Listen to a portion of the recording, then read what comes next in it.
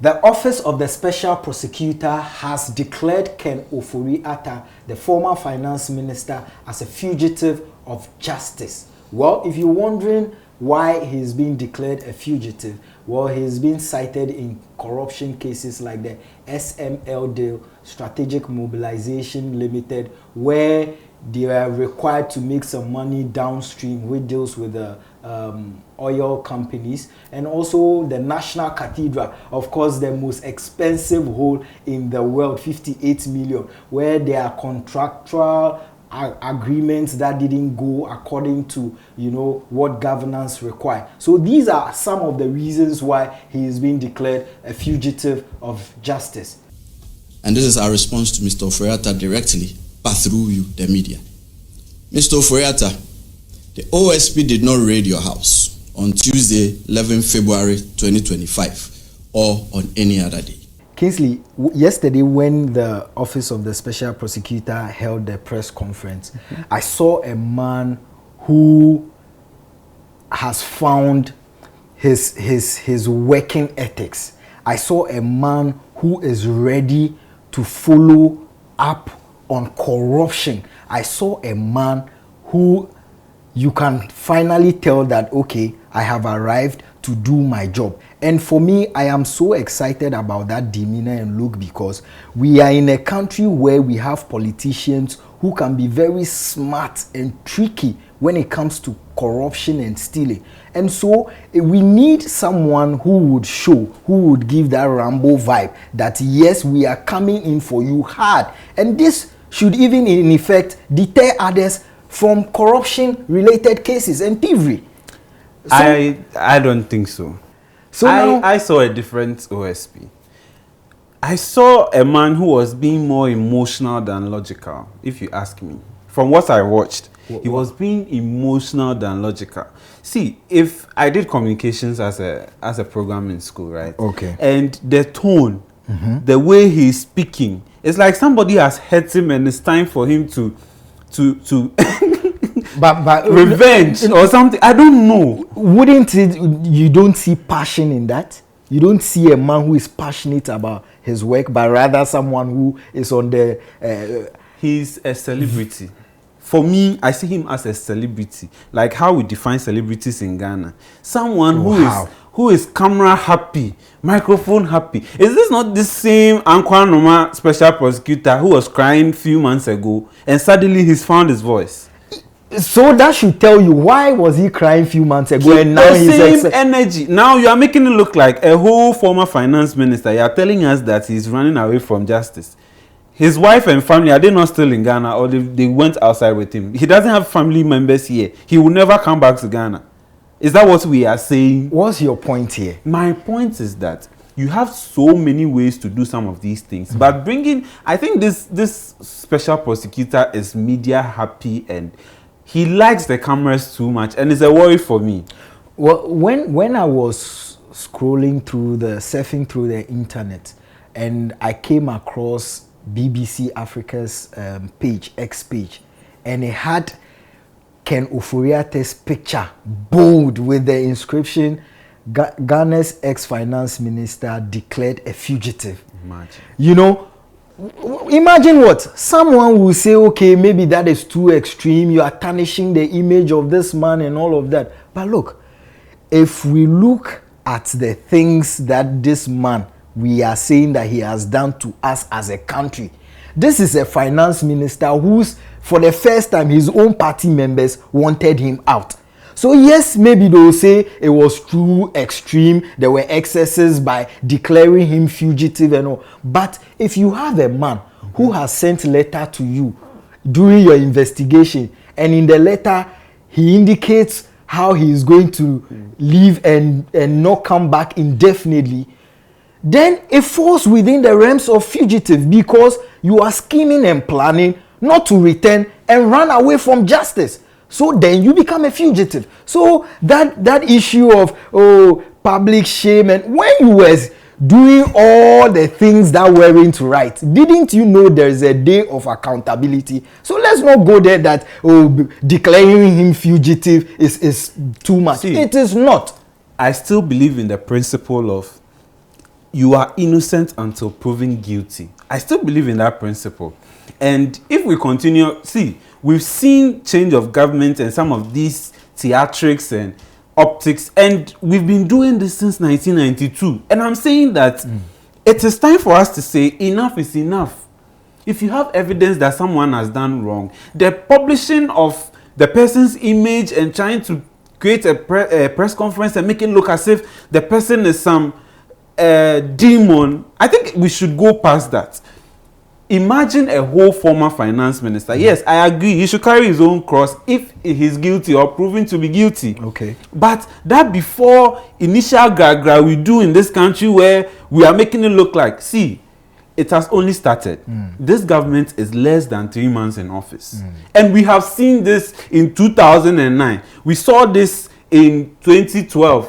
We saw this in 2017. We are saying that some of these things, so after everything and this man is proven innocent, that story someone in South Africa has seen of the former president, former minister being declared as a fugitive, will that erase from that person's mind? Well, it will stick, but again, why would you even allow the OSP to even get there, hold a presser to declare you a fugitive? Because I don't think if he and his lawyers, I don't know the lawyers representing him, but if he and his lawyers were really collaborating with the OSP, I don't think the OSP, of course, he would appeal to common sense. As for collaboration, will come out and say that you're a fugitive. No, if you were collaborating, right? If you have a problem with the wedding or the word indefinitely, there are better ways. Because I'm saying that this man has built wealth in this country. I'm not sure he will run away from all this wealth because he has businesses. He was once an example. So you don't think he can build wealth here, make the money, and go and be spending it somewhere else? I'm not saying that. What I'm saying is telling me so because if you have built wealth and you have done the wrong thing, you are not above the law. No, I'm not saying that. But you still don't have him, do you? No, we don't. But you see, so are you saying that Mr. Ofori-Atta can come today, go to special prosecutor and say that I won't talk? It's also his right. And so whatever the special prosecutor is finding, because he says he won't talk, he won't be able to do his investigation without Mr. Ofori-Atta talking, because that's also his right. Well, but in the end, we would have to get to the case, right? And if you are in the middle of the case and you don't want to talk, you want to waive that right of, in the name of incriminating yourself, so I wouldn't talk, then it means that there are other realms we can use to get through to you. And more so, according to optics, it means that they say silence means what? Consent. So if you won't talk, you are actually affirming that you've indeed done all the things you've done. But if you haven't done anything, you should be open and speak. But he was collaborative. That's what I keep telling you. It's not as if he was somewhere and he said, you ask me a question, I won't answer, or you write to me, I won't respond. Okay, now you know what? The parliament, members of parliament were in parliament yesterday, I think. Yes. And one of the members of parliament, Honorable Adongo, in his defense said that the OSP said they did not send any men to raid Ken Ofori-Atta's house. And even at his presser, he said it that, look, if we, OSP, we are coming to your house, you will know it is us. You would not even have to come and ask that was it OSP. No. You would not, and that is why I like the new energy this OSP is exuding. This theater art. Why would you call it theater art? It is not theater art. This is not theater. But you see, another concern is that now we saw some men who were in that house, and a face popped up that we popularly know, which is Richard Jakpa, because of his ambulance case with Kesela Tufosin and all of that. Now they are saying that these are men from national security, and I am saying that sometimes our security apparatus, how it is structured, there are so many things happening. Sometimes you might have an intel, and before you would want to go through all the bureaucratic processes or all the lay down processes to get whatever warrant, whatever, to follow up on those intel, you might be late on those intel, and especially when they border on national security. What happens to that? So really, if we have national security men acting upon intel and following up, should that be a problem? There is a reason why our forefathers fought for this fourth republic we have, which is to use the rule of law. What both of us we have agreed to use is democracy. I keep saying, there's a reason why some people are so mad when they remember the 1981 to the 1991s. They are so mad because there was no rule of law. It was autocratic. How can you be in a democratic dispensation and you have armed men disguised as national security people just batch in your home without warrants, nothing, and they start searching? What if the intel they had, they needed to act upon that intel right now as soon as possible? In that same democracy, they were supposed to have told us what they saw or why they raided it after. If you had human being killed in his cupboard and you found it, would you just keep it because you work in the national security? Again, why would somebody... See, this government is less than 3 months in office. And I'm saying the goodwill is like this. Yeah. If some of these little things are not addressed, it will go down. Don't think that because Ghanaians voted for you, you are all in almighty. No. There's a reason why some of these internal things we need police people to do. Why do you need soldiers to go and search a civilian's house? Exactly, that's a good question. But maybe what if we don't know the kind of intel they have? And I'm telling you that there's no intel under this sun. The police service is trained to do everything internal. We are abusing the use of military people in this country too much. You have a military person following electoral commissioner. Oh, that one, you have a military person following a minister. I don't agree with military men being bodyguards of, CEOs. And there's a reason why they call them armed forces. Yes. Ghana Police was once called Ghana Police Force. And they said, no, it's service because they deal with civilians. Right. Is it because we are not fighting any war, so our military people are sitting idle and every little thing we call on them to come and do it? Are they that jobless or redundant? But you see, the military is there. And on top of it, you brought Jakpa that we all know he was standing trial. Jakpa.